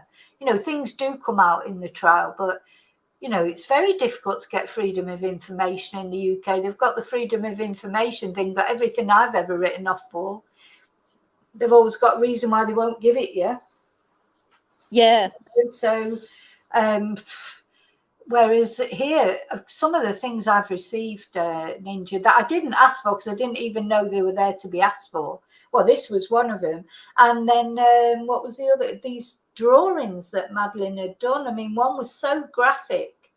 I just, it's one of those things I haven't shown it on my channel, not even in the members or anywhere, because it's just awful, and there's no way that it says it all really, because Madeleine wouldn't have known to do these kind of drawings. A girl of her age shouldn't have known about these drawings. Well, I presume Madeleine did them. Could have been him. Could have been him, I suppose. But very telling drawings and things. Now, what I didn't send off for them, but they sent them me. So it's very odd. And it's sort of like, I don't know if you've ever followed the Gypsy case, Gypsy Rose Blanchard. A little bit. Sorry? Is that me? No. I've followed it. Sorry, it's my phone ringing, but it's over the other side of the room. So right. Sorry. I followed it enough to know the basic details, but I find it to be such a disturbing case that I try not to delve too much into it anymore, if that makes sense. Yeah, no, I don't blame you. Sometimes cases are too dark, aren't they? And that particular case I have looked at in a couple of videos, but there's been a big leak. Well, they call it a leak, don't you? Think the trouble is when you're on Facebook pages or Reddit or whatever, before you know it, it's there in front of you. And then all the photos, the crime scene photos leaked out, and that's caused a big stir because that I feel a lot of sympathy for Dee Dee. I know she was horrible, and I know she did abuse Gypsy of those years, but I feel like Gypsy's got away lightly, because by the end of everything, Gypsy knew she could walk. Dee Dee had told her to go off and live with Nicholas if that's what she wanted. She had every opportunity to leave in the end, and she should have gone to the authorities, said, look, this is what my mum's made me do all these years, and exposed her in that way, not conspired to murder her. And it was very brutal, and again, now I can't unsee those pictures. I do feel for Dee Dee, but And I feel a bit for Nicholas because he's still in prison while, you know, Gypsy's out having, well, she's pregnant now, so she's about to find out, you know, how difficult it can be being a mother quite soon. But, you know, Gypsy's a very strange character, you know. I feel some sympathy for her, but I do feel in the end there were things she could have done you know, different things she could have done than conspire to murder her mother in the brutal way that she was murdered. But anyway, sorry, the only reason I was talking about that is because I just can't believe that these things can be allowed to circulate the internet. You know, you wouldn't want that, would you, if it was your loved one? No. You know, it's oh, bye, David. So it's David's granddaughter's birthday today. Thanks. I hope you've enjoyed it. So anyway, have you got anything more to say? Because I mean, I had other videos to look at, but we've been on for nearly 2 hours now, so it's gone quick, hasn't it? It has. We'll have to do this again. Yeah. Are you happy now that you feel like it's gone all right? Because it's a bit worrying at first. Yeah, look, I was so nervous beforehand, but I think it went quite well. So, yeah. No, I think it does. And I thank you so much for doing it, because it's nice to, I know I can chat with my chatters and everything, but it's not the same as chatting to someone directly about things and getting their views on things. And sometimes you see things in a different light, or people bring up things that you hadn't noticed before. You know, because as you say, there's so much information now. We've gone from having like no information. Now suddenly we've got all this information, and you forget things from the beginning, don't you? You forget. And I think there's just going to be more and more comes out now as we come up to the trial, which I'm not sure when the trial is actually exactly, but it can't be that far off now if all this information's coming out. But what do you think? Do you think he's going to end up getting the death penalty, or because I don't think he's got anything to bargain with?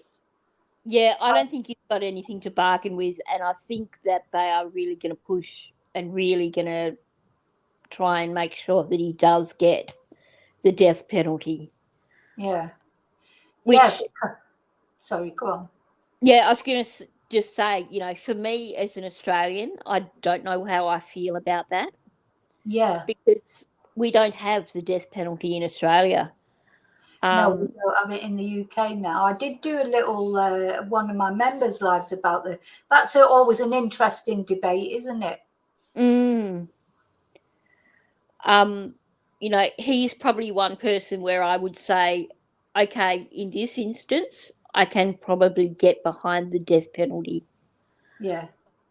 It's still, like I said, it's hard to really know what I feel because it's not part of what we do here in Australia. But, yeah. That's right. It's, you know, you've got all these, because we've moved on from that, haven't we? You know, we've moved as a society. In most countries have moved on from the death penalty, and it's a good thing, really.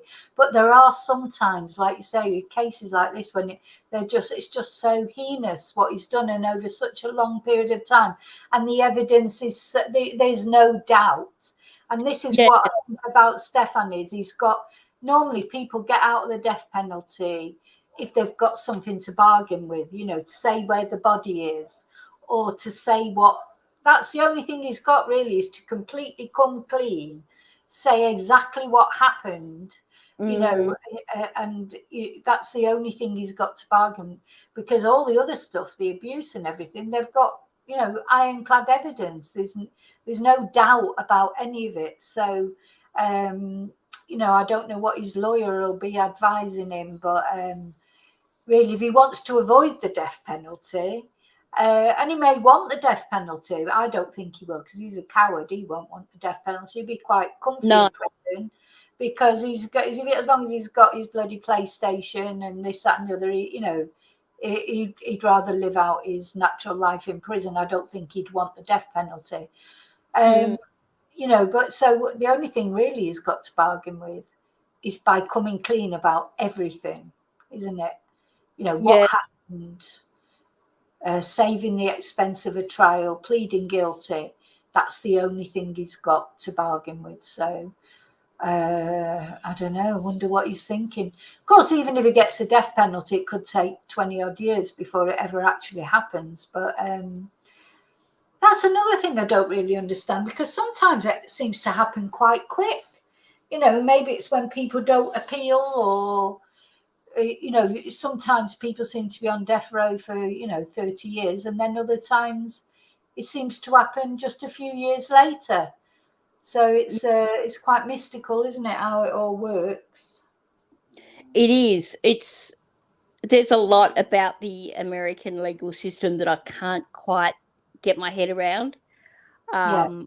I And then, of course, all states are different, aren't they? So there's that as well. Yeah. Yeah. The number of times I have to look things up to try and understand it. Yeah. Because it is so different. The Australian system is based on the UK. Yeah. Of course it is. Yeah. America is very different. There's a lot of things there that are very different to what we are used to in Australia and in the UK. And it's confusing. Oh God, yeah, and the Spanish one. Oh my God, because occasionally I've done some Spanish crimes, and I'd like to do more, but God, you never understand that system. It's just, and they're very secretive, a bit like the Australian one and the British one, that you just don't get to find out anything. You can't get any information, certainly until after the trial or whatever. But even then, you can't really get any information about anything. So it's difficult to get it's difficult sometimes to do a Spanish case, because getting to the root of everything is difficult. So you can't go into it deeply like you can with the American. I suppose that's why a lot of true crimers do a lot of American crime, because it's easier to get the content, isn't it, to get the information. Because people want information, don't they, when they get invested in a case like Madeleine. People care about what happened to Madeleine, and they want to see something happen to Stefan, and they also, a lot of people, of course, want something to happen to Jenn if there's anything to be charged with. But I don't think Jenn will ever be charged personally, but I could be wrong. Something might come up that I don't know about, but just don't feel it that she's going to get charged with anything. Do you think she ever will? I go back and forth on that one, because I think there is clear evidence there of neglect and child abuse in terms of sending her off to sleep with Stearns. Yeah. But whether they will act on that, especially, if she's one of their key witnesses against Stearns, that may act in her favour, I guess. Yeah. Well, time will certainly tell. Okay, so I'm going to let you go now. Thank you so much. I'll send you a copy of this video if you want it. And then it's up to you what you do with it. Well, you'll see it on my channel, won't you? Of course. Yeah. I can find it on your channel. It's all good. Okay. Oh yeah, fancy not thinking of that. Thanks so much, and we'll do another one in the future, because I think it went well, and it's nice to bounce ideas, isn't it? Yeah, it is. It was quite enjoyable. Good. Okay. So to you and to all of you, thank you for all of you that are in chat. Thank you to all of you watching at home. Thank you to Replay crew. Don't forget to hit the like. I'll see you really soon in the next video. And until then, may your God go with you. Adios.